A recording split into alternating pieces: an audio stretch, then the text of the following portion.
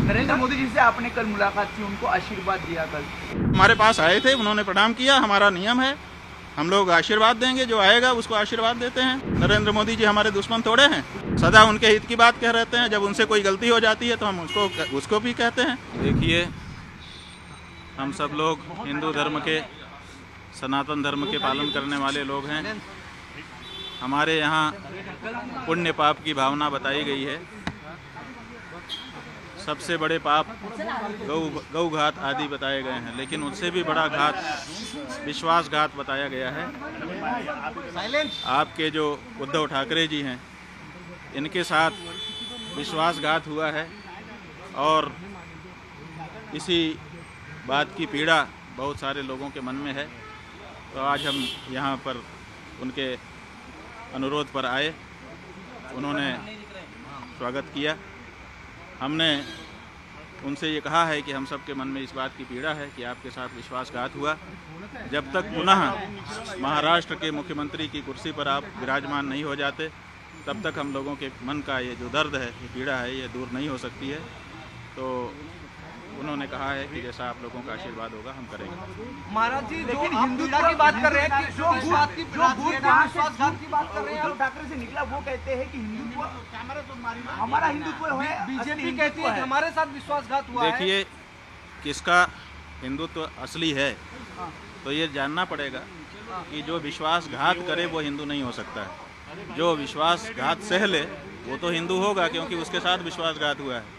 तो जिन लोगों ने विश्वासघात किया वो कैसे हिंदू हो सकते हैं? नहीं, बीजेपी का कहना है कि पहले उद्धव ठाकरे ने बाकी लोगों के साथ मिलकर उनके साथ विश्वासघात किया और यही वजह है कि बाद में उत्तराधिकारी आपको बोलते हैं हम हैं, उनके विचारों के उत्तराधिकारी है। उद्धव जी बोलते हैं हम हैं विचारों के उत्तराधिकारी। भाई, हम कह रहे हैं कि उद्धव ठाकरे जी के साथ विश्वासघात हुआ है।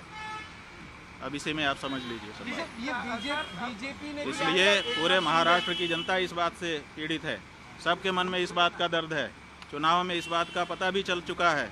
अब तो ये बात प्रमाणित हो चुकी है कि महाराष्ट्र की जनता इस बात को मानती है कि उद्धव ठाकरे जी के साथ विश्वासघात हुआ है, और ये ठीक नहीं है। ये जनता का भी अनादर है। जनता जिसके लिए बहुमत देती है उसको उसके समय तक के लिए बनाए रखना चाहिए।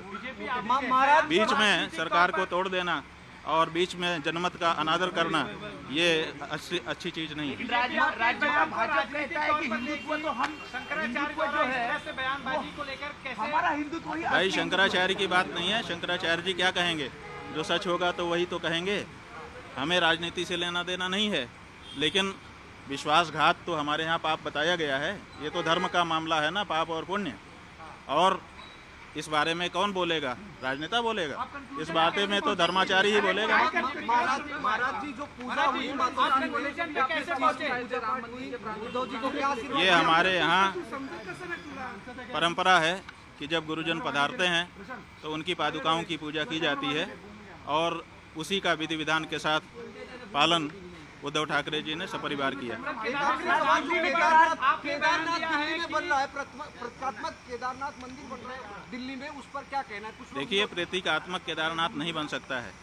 हमारे यहाँ शिव पुराण में 12 ज्योतिर्लिंग का व्याख्यान किया गया है। बताया गया है कि 12 ज्योतिर्लिंग होते हैं। 12 ज्योतिर्लिंगों के जहाँ नाम बताए गए हैं वहीं पर उनका पता भी बता दिया गया है। और ये कहा गया है, जैसे सौराष्ट्रे सोमनाथम, पहले कहा सौराष्ट्र माने पता, उसके बाद कहा सोमनाथ। उसी तरह से केदारम हिमवत पृष्ठे, जो केदार है वो हिमालय के पृष्ठभाग में है, माने हिमालय में केदार है। तो आप दिल्ली में कहाँ से ला के रख दोगे केदार को? जब पता साफ साफ बताया गया है कि ये यहाँ लोकेटेड है, तो आप उसका लोकेशन क्यों बदलना चाहते हैं? क्यों जनता को भ्रम में डालना चाहते हैं?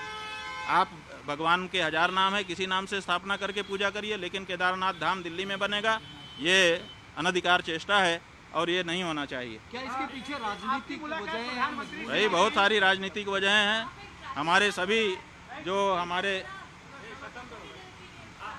हमारे धर्म स्थान हैं वहाँ पर राजनीति वाले प्रवेश कर रहे हैं, और अब हमारे धर्म स्थान में जहाँ प्रवेश करने में दिक्कत हो रही है, आप केदारनाथ में देखिए 228 किलो सोने का घोटाला हो गया।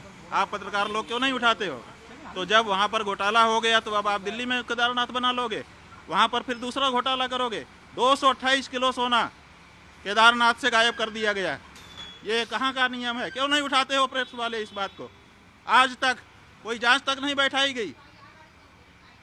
228 किलो सोना का घोटाला केदारनाथ में हो गया। कौन जिम्मेदार है? क्यों इस बारे में जांच नहीं होती है? क्यों भाई इस बारे में निर्णय नहीं होता है? और अब आप कहेंगे हम दिल्ली में ही केदारनाथ बना लेंगे, ये नहीं हो सकता। नरेंद्र मोदी जी से आपने कल मुलाकात की, उनको आशीर्वाद दिया कल? हाँ, वो हमारे पास आए थे, उन्होंने प्रणाम किया। हमारा नियम है, हम लोग आशीर्वाद देंगे, जो आएगा उसको आशीर्वाद देते हैं। नरेंद्र मोदी जी हमारे दुश्मन थोड़े हैं, हम उनके हितैषी हैं, सदा उनके हित की बात कह रहते हैं। जब उनसे कोई गलती हो जाती है तो हम उसको भी कहते हैं कि तुमसे ये गलती हो रही है। तो आपको लगता है उन्होंने वो हमारे दुश्मन नहीं है। उद्धव जी ने आपके जरिए बीजेपी के साथ वापसी को लेकर ऐसी कोई बातचीत? नहीं, हमारे जरिए हम कोई लाइजनर नहीं है। हमको श्रद्धा पूर्वक उन्होंने बुलाया था। हम, जैसा कि हमारा नियम है, श्रद्धा से बुलाने पर जाते हैं। हम आए, उन्होंने पादुका पूजन किया और अपनी जो उनकी अपनी बातें थी वो भी हमारे सामने रखी, हमने उनको सुन लिया।